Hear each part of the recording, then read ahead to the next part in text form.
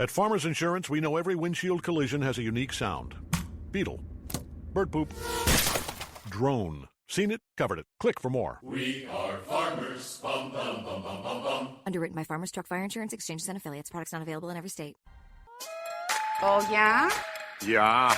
Oh, you betcha, yeah. If it's made in Minnesota, who's making it and how? Yeah, you got that right. It's the Makers of Minnesota, focusing on the products and services uniquely made in Minnesota, and conversations with the makers, entrepreneurs, and innovators in Minnesota about how they conceived of their products and how they brought them to market. With Stephanie Hansen, it's the Makers of Minnesota. Hello, everybody. You are listening to The Makers of Minnesota. I am Stephanie Hansen. Thank you for joining us today. On this podcast, we talk about people that are doing cool things in the state of Minnesota, that are making things, have great ideas about service, or starting new apps, or developing new things that will help the lives of people in Minnesota. And our guest today has certainly done that. Our guest today is Laurie Crowell, and she is the proprietress of the Golden Fig, which is on Grand Avenue. And you are, I'm trying to describe your shop, a local retail shop that I feel likes to feature makers from the Midwest. For sure. Not just Minnesota makers, but others. That was a really Midwestern way to say that, wasn't it? For sure. For sure. For sure. You have turned me on to so many products. How many years have you been in business over there at the Golden Fig? So the retail store has been open. It'll be 13 years this spring. But I've been making my products for 22 years. So let's talk about that, because you have the store and you're, to be honest, one of our go-to people on Weekly Dish to talk about new products, which we love. But you make, and this is why I wanted you to come on today, you make your own drink mixes. You make your own spice combinations. Am I missing anything that? So we do spice blends and flavored sugars, the little dip mix packets. Oh, I forgot about the dips. Yeah, we do some dried bean soups and heirloom bean chilies. The fresh drink mixers are definitely a popular thing that we make and sell at the farmers market. So when you started with what? Spices? With spices and vinegars, and I was selling at the farmers market. And what was your background, or how did you get to that? Well, I didn't necessarily have a food background other than I worked at a Pick and Save in counts. in Eau Claire, Wisconsin. And in college, I actually was in school for architecture and interior design and found myself out in the Hamptons for a summer. And as a long-standing overworker, I couldn't imagine being somewhere for a whole summer and not having a job. Right. So I went and got a job at a little gourmet food shop in East Hampton. And when I was walking by, I saw Help Wanted, and I was like, oh, it's a grocery store. I work at a grocery store. Sure. I can totally do this. Well, Pick and Save and Barefoot Contessa are two super different types of grocery stores. Did I know that you worked there at the Barefoot know. Contessa? That's amazing. It was amazing. I love her. I love her too. You should love her. She's an amazing woman. Yeah, and she has such a unique story, not unlike another person I love, Julia Child. Absolutely. Where she's brilliant. She was working in Washington as, I think, was she a policymaker? Ina was like nuclear. Ina? Yes, was like in the nuclear program. Yeah. Absolutely. And just super smart and lovely, and ended up in the food world, which is kind of funny. So how long did you work for her? So I was there a few years, and what turned out as just starting as a summer job, I was so drawn in. Like I always remember her face, and it was so funny because this was very early 90s. And she would say, do you want a baguette? And I'm like, a what? And like, there were so many things that were so normal to people who weren't from Eau Claire, Wisconsin. Sure. And like an iced coffee, I was like, a what? Like I had never had any of these things. So I can just imagine that delights her too. Oh, for sure. To introduce you to new things. Absolutely. And I ended up staying on for a few years just because I loved it so much. It was such an opening of my eyes to how many things are so amazing that I had just never tasted before. And was that store just super busy? It was super busy. And, it was just another testament to how great she is. Like, of course, the summer months are just chaos in the Hamptons. And then in the winter months, the year-round people like myself, Ina would pay us for 45 hours a week, even though we were only open Friday, Saturday, Sunday. And that was kind of her thank you for knowing that we were through the ringer from, I always forget what's first, Labor Day? Yeah, or Memorial Day. Memorial Day through Labor Day, it was just nonstop. And yeah, I mean, it was busy mostly in the summer, but then in the winter months, I mean, you still had wealthy people that lived out there, so they needed somewhere to shop. That's really amazing. Yeah, she was amazing. Yeah. So I learned a lot. So you're there and you're learning about the food culture and the food world. And then when did you decide to start making your own mixes? Well, I had come back to the Midwest and just I ended up in Minnesota because Dave Wright from Breadsmith brought me here to manage their wholesale in Wayzata. Okay. And so I, of course, followed a boy up here and ended up working there and kind of didn't like getting up at 3 a.m. to go make bread every day. So I transitioned over to Turtle Bread, where I lived in the neighborhood and just really loved Harvey and was feeling so lucky to be working with Pam Sherman, who was there at the time. And Harvey came in one day and was like, hey, so there's this vinegar making class at Shade Acres Herb Farm. Who wants to go? And so Harvey and Pam and I forget the store manager's name and I all trucked it out to Chaska and went to, or is it Chanhassen, Chaska, and went to this great herb making class. And at the end, Harvey was like, oh, those vinegars look great. You should make some for the shop.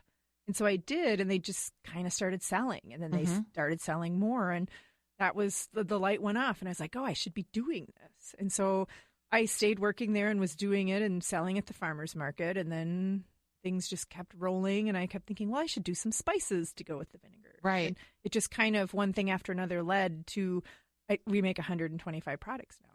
So when you first started, there wasn't this whole makers movement, really. Correct. So when you look back now with what you know now, would you have followed that same path? I think so. I mean, I am the goosey-loosiest business person ever. Like, I've always moved on gut feelings of stuff and what I felt like I really believed in. And fortunately, through hard work and luck, it's worked out. I think now is a lot harder getting into the food industry because there's so many more people doing it.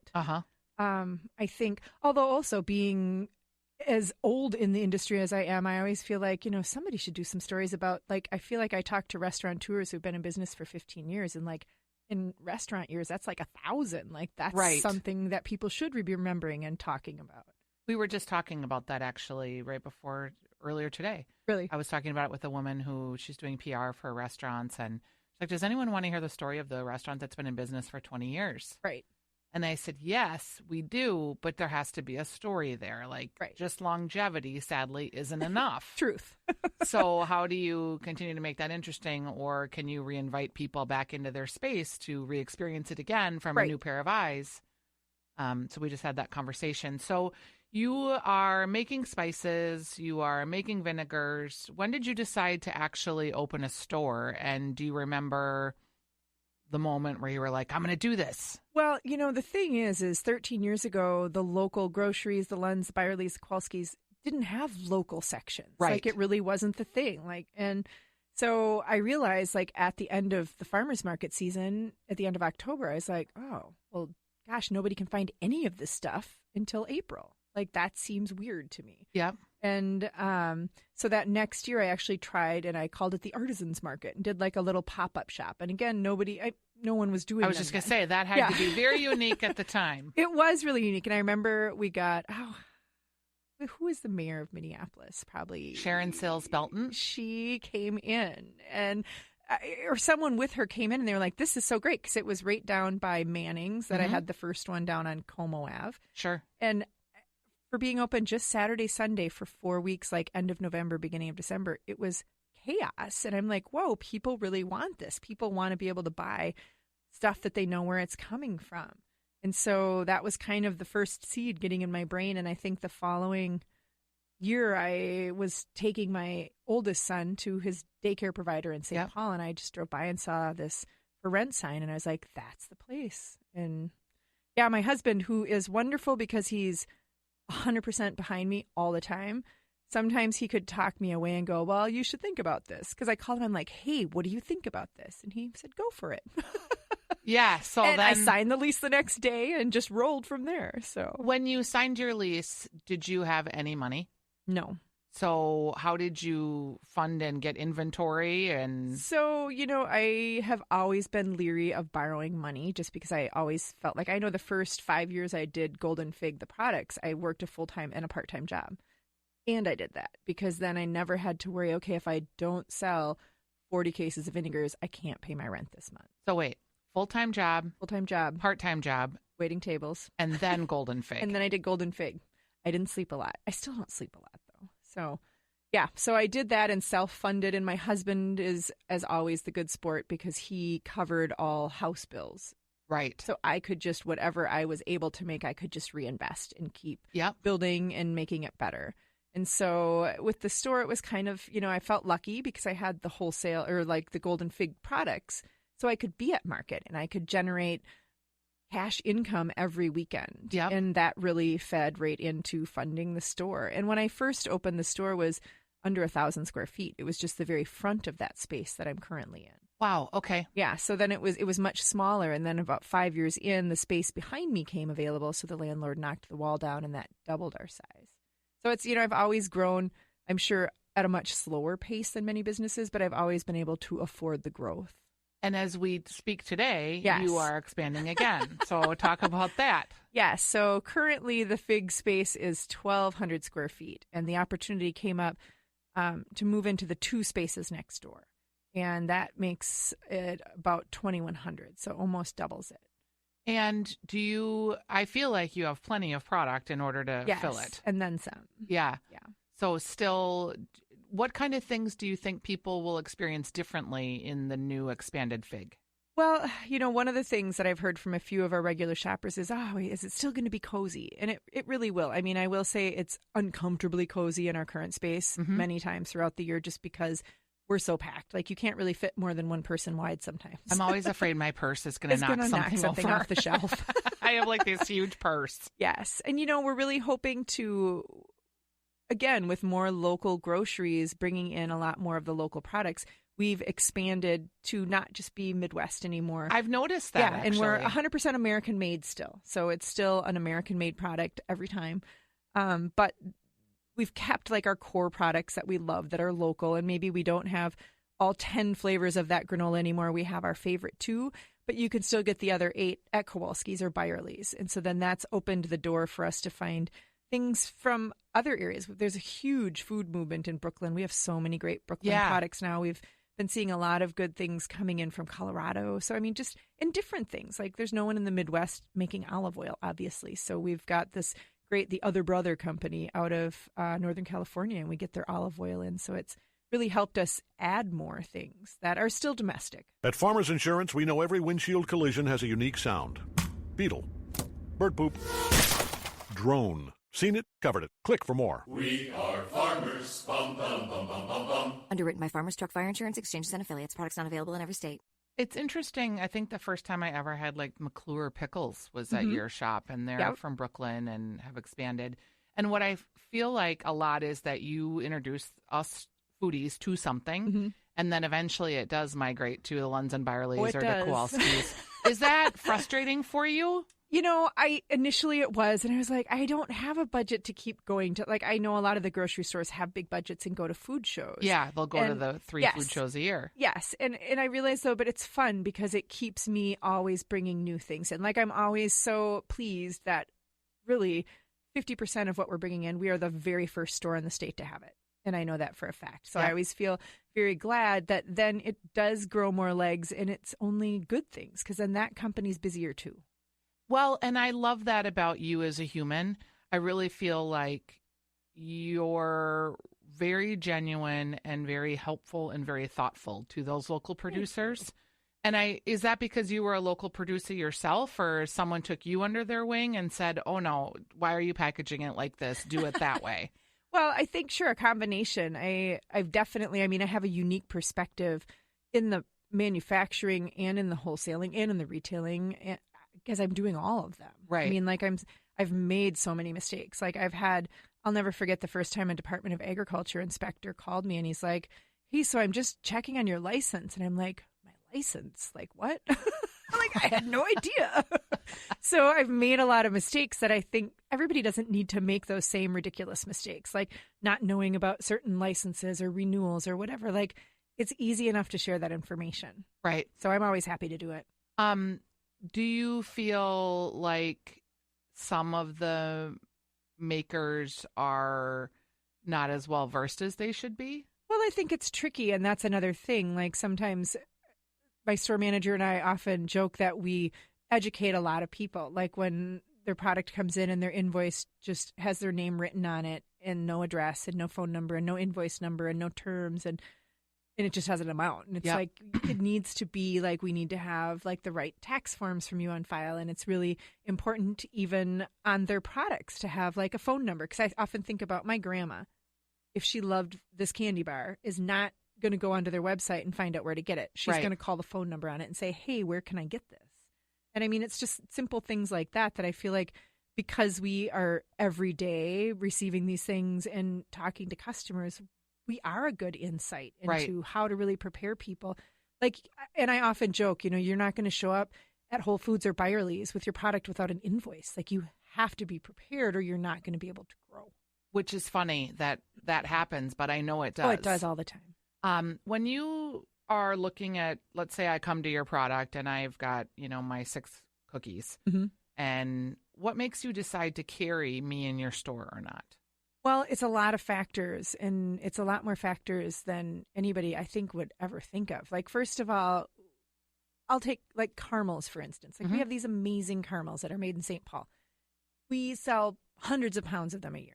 They're so delicious. The duck fat ones? Not the duck fat ones. They're Mima's caramels. Oh, okay. And they're just delicious. They're simple. They're not, they're like a sea salt. There's a bourbon sea salt. There's a chocolate sea salt. Okay. And they're amazing. And people will bring us caramels on a monthly basis. And they're like, oh, you should consider these. And they're never bad, but they're just not that as good as the Mima's caramels. Right. So it's that thing of, if it's as good as, and it's maybe a different flavor, then we'll add in some of the different flavors that we aren't currently like having such a huge following for. But it really, like, it comes down to, would it have enough steam to replace the demand for the one we have? And how does it look visually? Like, we really do go by look as much as taste. So a lot of times we choose things based on taste, but also the color of the package, because how it looks next to the other stuff and how it merchandises on the shelf. And there's a lot that I just had a tea guy in today, and he was asking me about the ordering. And I was like, well, I need to go online and see what color all of these tea tins are, because that will help me then kind of suss out what the 4 of each variety will be, because I don't want to have 3 that are blue. And he was like, what? And I'm like, well, because they won't display as nicely. It's funny that I'm hearing you describe that, because as a shopper in your store, that wouldn't have occurred to me that you think like that. But now hearing you say it, I can see that you think like that, because I can see it in the store when I'm looking at things visually. Yes. And I've always thought that your store was merchandised really well for being so, it's very compact. It is. But it's interesting to hear you say that weighs into the whole. Well, there really is. There's a ton of thought that goes into it, and we try to stick with glass packaging versus plastic. We've stopped carrying lines that we really loved, but the plastic thing just was a disconnect for us, because it just seemed so much richer and nicer and more expensive in that glass jar. Did you learn that from the Barefoot Contessa, or where did you pick that insight up? I think it's just my type A. I don't know. I feel like, plastic is what it is. It's definitely, people need it for certain applications, but I don't know. I feel like things seem heavier and just more wonderful to me when it's in just a beautiful glass jar, and you can reuse that glass jar for vinaigrettes or for whatever. Right. Yeah. When you are doing your spice mixes, I think you have a barbecue rub. Yes. And I want to say it maybe has there's a flour in it. Barbecue. Well, we have the salad de cuisine that is very popular, and that's more of a salty, coarse ground seasoned salt, and it's all savories except there's a little cinnamon. Okay. And that one is a very fun one. We have the sal de soleil. That's another salt one that has basil and lemon and a little lavender.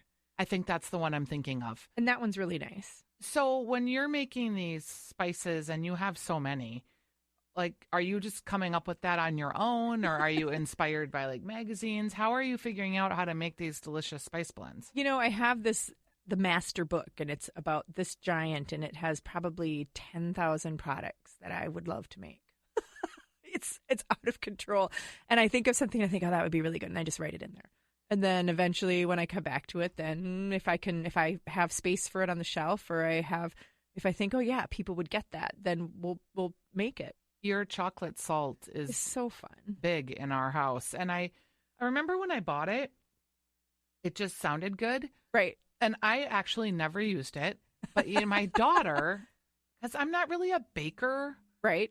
Occasionally I'll make like banana bread or something, but I'm not really a baker. Yes. But my daughter has baked a lot and is making shortbread cookies with it and putting it on cakes. And she's using it for lots of things. It's great on brownies. And actually that chocolate salted caramel we have in our store from Mima, she uses our chocolate salt on it. Oh, okay. So magic. There you go. Yeah. So in the new expanded fig, will we see more of your products? Because I would imagine you're limited in what you can carry even in your own store if you have a book that's, 8 inches tall, full of ideas. To a degree, but then again, we're also kind of restricted by what I'm up for licensing-wise. Like, I don't want to have, like, to do more, like, ready-to-eat things, which I think would be fantastic. I would really need to develop a whole line of them being vegetarian because I don't want to have to introduce meat and then be FDA inspected. Yep. So, like, it's all of those extra things that I often am thinking about. The new space, we're hoping to add more, like, home goods, like American-made home goods. So, like, cake pans. Cake pans. Like, have you seen those amazing Smithy cast iron pans from Charleston? Yes, I have seen those. I love in them your so place. much. And, and again, like, we're the only store. I just got an email today through our website saying, did I see on their website, you're the Minnesota store? And I'm like, we're the Minnesota store. But adding more things like that. And we just picked up this line, I think it's called Common Goods. And it's this beautiful, like the cleanest ingredients ever, dish soap, hand soap, spray cleaner, glass cleaner. Oh, I like and they that. have laundry soap as well. And the scents are like bergamot, tea tree, lavender, and unscented. Nice. And they also have a huge like refill station. So, like, you can bring your bottles back in and just refill them, which I love the idea of. Yep. So you're not going more towards like a deli, as it were. I wouldn't mind doing it, but I just think not the first phase. Okay. I think the first phase is slide ourselves over and get situated. We're going to have a more expansive cheese offering. I know that we'll hopefully add in a few different lines of more healthy things. Like, I've noticed a lot of the co-ops that I'm a regular shopper at, I think they kind of all buy from the same few distributors. Mm-hmm. And you can kind of tell. And I get it. Like, accounting at my store is a nightmare because we are buying from 500 vendors every month. It's but a lot it's of also payables. probably what makes you unique. It is. So we've been really kind of seeking far and wide across the U.S., finding like great, more health conscious things. Like, I think all the things that we're selling are really good. And we still have our rule of nothing in the store has artificial color, no artificial flavors, no hydrogenated oils. But it's not necessarily like good for you stuff. Like, it's good stuff, but it's not like a great, I'm trying to think, we found a few like almost like the RX bars, but like a really small producer of like what RX bars maybe used to be before they got bought. Yep. And so things like that, or just like, I'm trying to think, we found some great organic whey protein powder from Iowa and things like that. So trying to add in the protein powder thing, we might even start making a product with that because it kills me that if I want to get a vanilla protein powder, it's sweetened. Why? Why can't it just be protein powder and vanilla bean powder and not have stevia or Please gross let me know sweetener if in you it? make that because I'm struggling with that. Right? I'm doing the whole 30 for January and I've always taken protein powder in the morning and just as a way to, I don't know, they tell you should eat more protein and so that's what I do. But to find any that doesn't have sugar in it is a real pain. It's a challenge. And I would love to have like one with freeze-dried strawberry powder and vanilla bean powder and the whey protein. You don't need the sweetener. And if you want, you could add in honey or you could add in maple syrup or whatever. But the stevia thing makes my brain hurt. When you think about the store, like how many employees do you have now? So right now we have 8. So we actually need to, once we get moved in there, get another person or 2 in because it's twice the size of the store. We're going to need more people on in general. Is that a situation for you that's been troubling, the increased minimum wage, offering healthcare benefits, the competition for workers? It's interesting. Like, as I interview people, you can always tell people who've never worked for independently owned businesses. But I'm often shocked when people are telling me the jobs that they're coming from that are huge companies and they're only paying $8 an hour. Like, Right. I will say it's something I've always been very proud of, that I actually, starting wage that I start people at, I actually pay myself per hour. Because I feel like that's a fair way for me to keep trying to increase that, because I also don't want to make $8 an hour. Right. So I've always felt glad that we are way, way beyond what the minimum wage is. But it's not $18 an hour like many people that are starting some places are getting. Like, it's that balancing act of trying to make people understand there are benefits to working for the small company. And sure, you're not making minimum wage. You're not, I don't know. It's tricky. It's a tricky thing. We find a lot of college kids come in, which is nice. But then again, you spend all that effort training them. And then, of course, they graduate and go to their real job. Right. They stay a couple years. Yeah. Do you offer healthcare benefits? For full-time people, I reimburse them for the healthcare they have. Wow. Yeah. So that's a good way to do that. Yeah. And an amazing thing that if you're at an 8-employee company, that they could count on you for that. Right. Do you carry your own benefits, or does your husband? Oh, that's where my lucky husband comes into play again. I only asked that question, and maybe I should stop asking it. I don't know. I think it's a great question. When I sold my company, it was not something I spent a lot of time thinking about. Mm-hmm. And then all of a sudden, it was a $27,000 bill that I had to pay every year. I'm sure. And that was really even before I used much healthcare.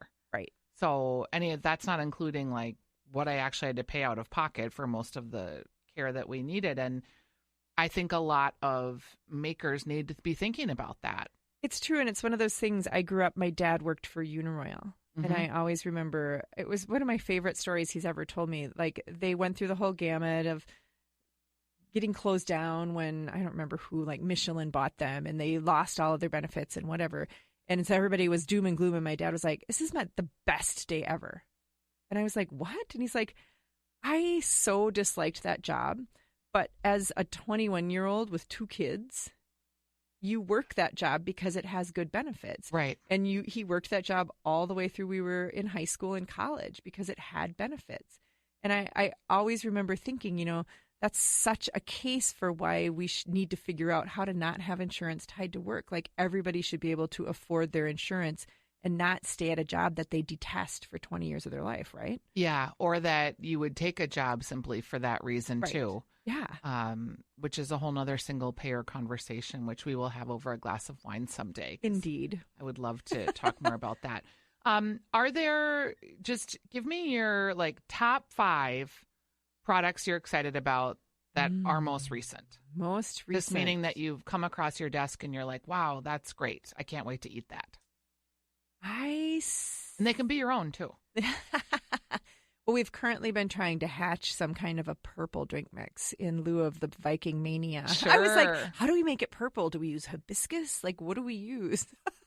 Yeah, exactly. I know. I was like, I don't know. So that's actually something we're in the process of creating. But gosh, I don't know. My favorite things. I would say, honestly, this tea is one of my very favorite things. She's I know holding a Cadence cold brew organic tea. And it's unsweetened, which I love. And this one, it's like an Earl Grey. And I know I said this, but I would never think to ice an Earl Grey. Like, I usually think of fruity or green or whatever.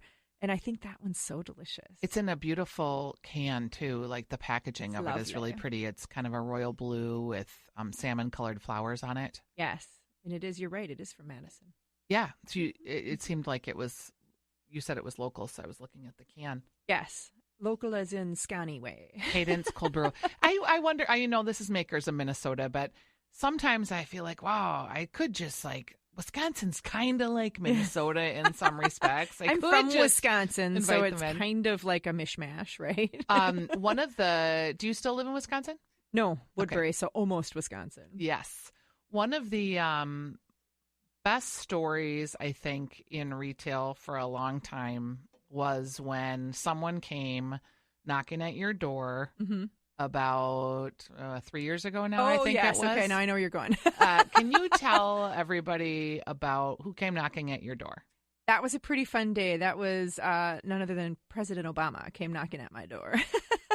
And it was pretty fantastic. I mean, we had like at least a half an hour conversation about bees and colony collapse disorder and about the importance of kids knowing where their food comes from and how kids really educate adults. And it was, I mean, I had the exact story relaying that exact thing about me in second grade and Sister Thomasina taking us to a maple syrup farm. And like, it really, like, it was pretty fantastic. How did he find your store?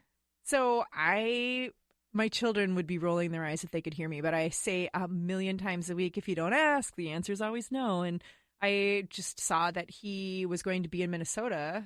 I was reading an email, and so I just replied to the email and was like, hey, the president should come to my store. I think that's so amazing that A, you asked, and that B, he answered. And yes. And he was lovely to you and your employees. And he was charming, and I still laugh. There was a picture that a photographer from, I think, Minneapolis took, and it was the president was telling a joke, and it was super not funny. And my sister was there with me. And I looked at her, and we kind of both like rolled our eyes back like, yeah, super not funny. And he saw us, and he was like, oh, girls, give a guy a break. And it was so funny. Like, there's this picture where you could see he's got his eyes shut and his head tilted, and the photographer just captured it. My sister's head is like tossed back laughing, and it was so funny. And as they were walking out, Pete Souza leaned over, who is his White House photographer, and he was like, that was amazing. You two are the only ones who haven't laughed at that joke in 5 years. Oh, that's really funny. And I said, it wasn't funny. See, that's Minnesota, though, isn't it? Right? We're earnest to a fault and honest. Indeed. How can you talk a little bit about marketing for the store? Because I don't think, like, in all the years that you've been doing it, I don't think I've heard any radio ads. I don't think I've really seen many print ads. How do you market? You know, it's, as one who doesn't necessarily, you know, it's that thing of trying things and seeing how I feel like they work. And I will tell you, for me, I feel like the best forms of advertising are me being at the farmer's market on the weekends, because it is hundreds and hundreds and hundreds of people that I'm talking to face to face. And every single one of them, I'm giving a little store card and saying, oh, yeah, and if you're up on Grand, you should stop in. And that really, it's hard work. Like, I for sure would love to not wake up at 4 a.m. I'm every just Saturday. impressed that you're still doing that. Oh, my gosh. I've been doing it. This is my 20th year, for heaven's sakes. And Yep.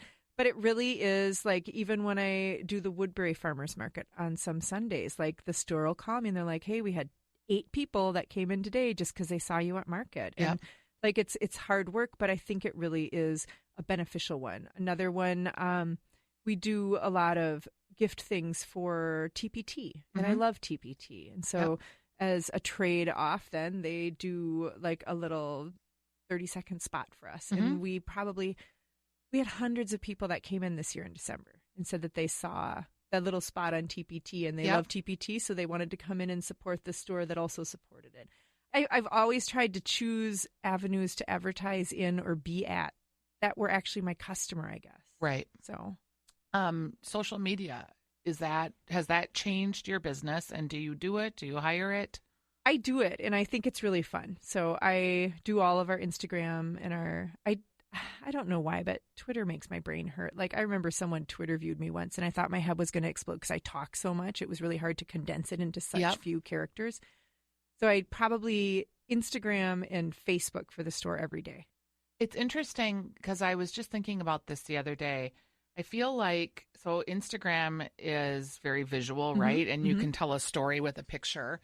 Facebook is changing the algorithm so that it used to be, you know, you'd like something. And it would show up. And if you had a page that was liked by lots of people, it would show up more. Well, now it's really getting down to engagements, and the engagements have to be pretty significant and real in order for them to show up. So I wonder if because if you're not getting your news on Facebook or your day-to-day... And for the record, you maybe shouldn't. Okay, but people were. Right, for sure. You know, your pop culture or your entertainment or whatever you're getting from your Facebook. If it's going to be a lot more interactive and personal between you and your legitimate friends and family, then I wonder if Twitter will rise in significance again. It could. Because it's very Twitter to me is very news-based, right? Yes. You flick through there to kind of see if there's a news story happening. That you want to learn more about. Yeah, and you quickly go there and you can get a lot of different sources commenting on that same piece of news. So Facebook's changing the algorithm is making me wonder if Twitter will actually have more significance again. It could be. And, it's funny, though. It's still, there is such power. Like even Instagram, I think more and more people seem to be using that because it's so much, it's really just the beautiful pictures. Yep. Versus like there's so much political crazy on the Facebook scene. Mm-hmm. So I find that our Instagram posts, like I can post something around 3:00, and if it's something yummy for dinner, people come in on their way home. Right. Because they're checking it before they leave work. And more immediate. Yes. Yeah, and I don't know. I mean, I feel like there seem to be, I guess I don't know what the comparison is on how many users use Facebook versus Instagram, but I feel like there's, like if you haven't seen something in the first 60 seconds on Facebook, it's 1,000 posts down already. Like I feel like it gets lost so fast. Yeah. And we're seeing more of that on Instagram, I think, too. Yeah. Do you remember, this is a weird just statistic, but do you remember when you used to post, like, I guess 2 years ago, you'd post and you wouldn't see the next post coming up in your feed for a while. Yeah. Now, like, by the time I've posted something, I can see 3 quick posts have already gone past me. Right. And I have to, like, go back to figure out what I missed in that time frame. Yeah, yes, I agree. It's moving a lot faster. It is, and I don't know if that's with more users or... More users, more advertising, I don't know. Mm-hmm. And it seems like just as soon as you get good at something, then the game is ruined and you got to go to the next place. Do you use Pinterest at all? Pinterest is the rabbit hole for me because, like, I get on there and then I want to just stay on there all day long. And I don't know. I haven't quite figured out how, because I don't have social media training. Mm-hmm. So I haven't quite figured out how do I get somebody to pin something that would be pertinent to, I only do Facebook personally. I don't do any of the other, I don't do Instagram personally, and I don't do Twitter personally. They're all Golden Fig accounts. So I just wonder, I haven't quite spent the time reading up on how would Pinterest benefit me if I were putting things on there. Yeah, they do have shop features now. Okay. And people do fall into the same rabbit hole that you do. Yeah. But for whatever reason, and it's very women driven, so potentially that would be an avenue for you to look at. But I'll be honest, I don't hear a lot of my social media clients like they're interested in Pinterest, they're thinking about it, but nobody's doing anything about it or putting any resources towards it. I don't know why it just seems like such a bigger, like, I don't know. When I look at it, my brain is just like, wait, what should I have searched? Wait, I don't know why that showed up. I was searching blueberries, right. And like it's just crazy. Like everything is coming in. So, yeah, I don't know. I'm sure if I spent more time in it, I'd actually learn more about it, and then I wouldn't go down the rabbit hole. Yeah, but everybody's got limited amounts of time, right? I seriously sometimes joke by the time I transfer money in my bank accounts and do a Pinterest or do a Facebook and an Instagram and a tweet, it's like noon and I haven't gotten anything really That's done. right, because it takes a lot longer than people think. Yes, making sure the picture's good. Although I do have a rule. If it takes more than 2 shots, I'm not doing it because it must not be right. So like if I take one and I look at it and I don't like it, I'll try again. And if it doesn't work, I'm done with that as the idea of what I was going to post. Oh, I like that idea. I like that idea. I don't like things when they look super planned. We are here with Laurie Crowell. Her store is the Golden Fig. It is on Grand Avenue. And you guys are also online, and you can buy gift baskets. You can buy any of the spices that she's talked about. And your drink mixes, you don't sell those online, do you? We don't, just because they're fresh. Yeah. They're a refrigerated item, so usually you'll find those just at the farmer's market or at the store. And they're so delicious, so They make are sure you delicious. seek them out. Thanks for being our guest today. Thanks. At Farmers Insurance, we know the sound of a perfect hot air balloon landing. And a less than perfect one. Seen it, covered it. Click for more. We are farmers. Bum, bum, bum, bum, bum, bum. Underwritten by Farmers Truck Fire Insurance Exchanges and Affiliates. Products not available in every state. I'm Rita Foley with an AP News Minute. An F-16 pilot having hydraulic problems with his aircraft managed to parachute to safety as the plane smashed into a warehouse east of Los Angeles. Fire Captain Fernando Herrera. That pilot landed in the March Air Force Base area, in the base itself. Amazingly, there were no serious injuries after the plane hit the building. Alabama executed a man last night for his role in killing 4 people after an argument over a pickup truck. Tennessee executed a man who killed his wife. Reporters couldn't see the execution, but AP correspondent Travis Lawler says we could hear sounds, including singing, that Mr. Johnson's attorney says was him singing a hymn. Answering a reporter's question, President Trump said he hopes the U.S. is not on a path to war with Iran. Mr. Trump has dismissed suggestions that any of his advisors are trying to push him into a conflict. I'm Rita Foley.